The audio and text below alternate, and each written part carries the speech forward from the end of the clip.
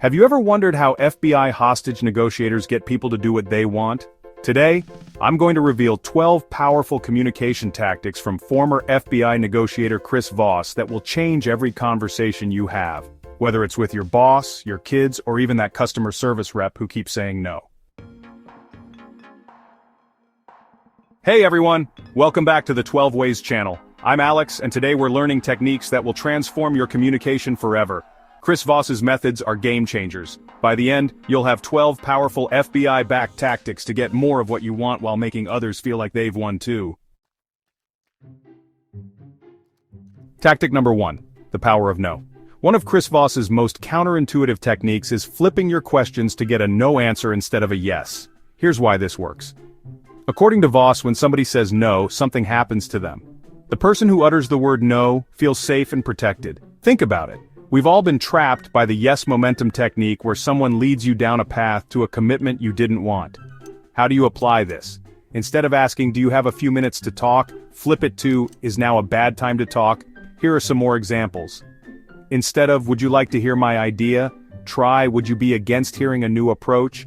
Instead of, can you help me with this? Try, would it be crazy to ask for your help? Voss shares an example where one of his students texted a resistant nurse, "Are you against implementing this program?" and instantly got back, "No, just let me know what we need to do to move forward." Quick question for you.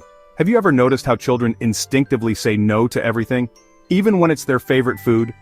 There's something hardwired in our brains about the power of saying no.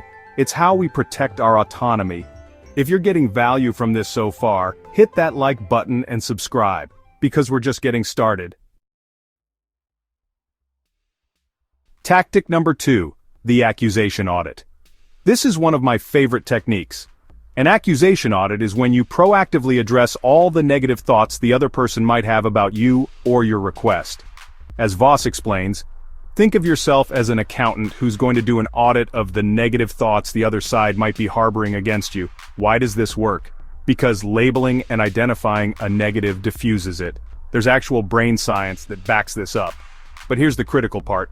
Instead of saying, "I don't want to sound disrespectful," which is a denial, you say, "I'm going to sound disrespectful." This is a prediction or observation. Here's how to do it. 1. Make a list of all negative things the other person might be thinking. 2. Address them head-on at the beginning of your conversation. 3. Use strong words. Don't pull your punches. For example, if you need to leave work early, you're probably thinking, "I'm not committed to this project." You might even think, "I'm taking advantage of the team, but I need to leave early today because..." Voss mentions that his own staff uses this on him all the time, saying things like, "You're gonna hate me for this," and then asking for something relatively minor. These aren't just theoretical concepts. These are battle-tested techniques used in actual life-or-death FBI hostage negotiations. If they work when lives are on the line, imagine how effective they can be in your everyday conversations. Tactic number 3. The magic phrase. It sounds like you have a reason for saying that. This phrase is what Voss calls a magic wand because it instantly changes conversations. The principle behind it is that what's behind what somebody said is always more important than what they actually said. As Voss explains, your guess about their reasoning will only be accurate about 67% of the time. That means you're wrong a third of the time. Instead of asking what makes you say that, which forces them to stop and think deeply, you can say it sounds like you have a reason for saying that. This phrase gets them to share information freely without feeling judged or exhausted. Tactic number 4. Use the late-night DJ voice. Voss emphasizes the power of tone and cadence. The late-night DJ voice is slow, calm, using downward inflection at the end of sentences, and lower volume than normal conversation. This technique creates a connection that lasts. When you communicate with high volume, high energy, and lots of emotion, that connection has a very fast half-life. Voss learned this technique working on suicide hotlines and as a hostage negotiator. You can achieve the same effect by slowing down, dropping your chin for downward inflection, and occasionally smiling. Tactic number 5, labeling. Labeling is a verbal observation that starts with phrases like "it seems like," "it sounds like," "it looks like," or "it feels like." This technique allows you to name what you're sensing without accusing the other person. For example, it seems like you're concerned about the timeline rather than you're worried about the deadline. If they disagree, they'll correct you, often revealing more information in the process. Remember, people love to correct others. Tactic number 6. Mirror their words. Mirroring is the simple art of repeating the last 1 to 3 words someone just said, usually with an upward or questioning intonation. As Voss explains, this is different from parroting someone's words. It's about reflecting key phrases back to encourage elaboration. For example, if someone says, "This deal just doesn't work with our budget," you would reply, "Your budget?" This prompts them to explain further without you explicitly asking them to. What makes mirroring so powerful is that it feels like a natural conversation, rather than an interrogation. The person doesn't feel like they're being asked a direct question, which often triggers defensiveness. Instead, they feel heard and naturally want to clarify their position. Tactic number 7. Ask calibrated questions. Calibrated questions are how and what questions designed to prompt the other person to solve your problem while feeling in control. A calibrated question forces your counterpart to consider your problems when making their demands, says Voss. It redirects their attention to solving the problem rather than attacking you. The key is avoiding why questions, which can make people defensive as they feel they need to justify themselves. Examples of calibrated questions: how am I supposed to do that instead of I can't do that? What's going to happen if I don't instead of that's impossible? How would you like me to proceed instead of what should I do? These questions make the other person work to find a solution to your obstacles, often resulting in them making concessions without realizing it. Tactic number 8. Let them feel in control. People need autonomy. As Voss explains, the illusion of control is more powerful than control itself. When people feel like they're making choices, they become more cooperative.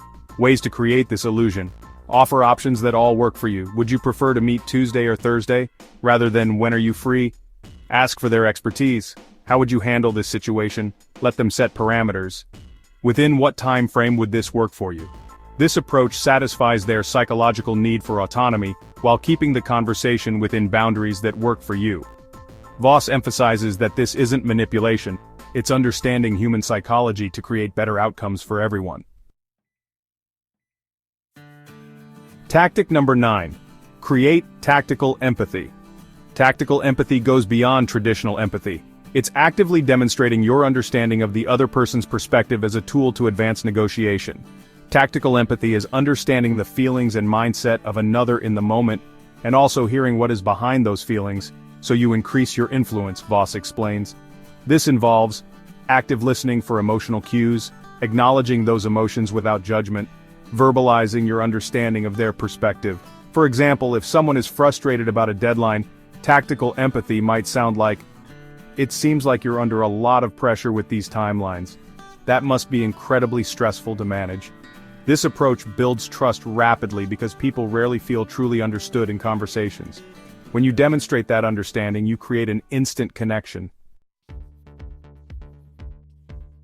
Tactic number 10. Get to "that's right" instead of "you're right." One of Voss's most powerful insights is the difference between hearing "you're right" versus "that's right." When someone says "you're right," they're often just trying to get you to shut up and go away, Voss says. It's a way to dismiss you politely. But "that's right" is the holy grail of negotiation. It means they truly feel understood and acknowledged.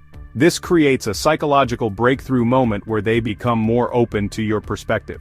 How to get to "that's right": summarize their position completely, acknowledge the emotions involved, restate their underlying interests. For example, so, you're concerned about the cost because your department's budget was cut, and you're feeling pressure to deliver results with fewer resources. That makes implementing a new system particularly challenging for you right now. When they respond with "that's right," you know you've broken through. Tactic number 11. Beware of yes. Voss identifies 3 types of yes responses. Counterfeit yes: when they plan to say no later but want to avoid confrontation now. Confirmation yes: a simple acknowledgement without commitment. Commitment yes: the only one that actually leads to action. Signs of a counterfeit yes include quick clipped responses, body language that doesn't match verbal agreement, vague language about next steps.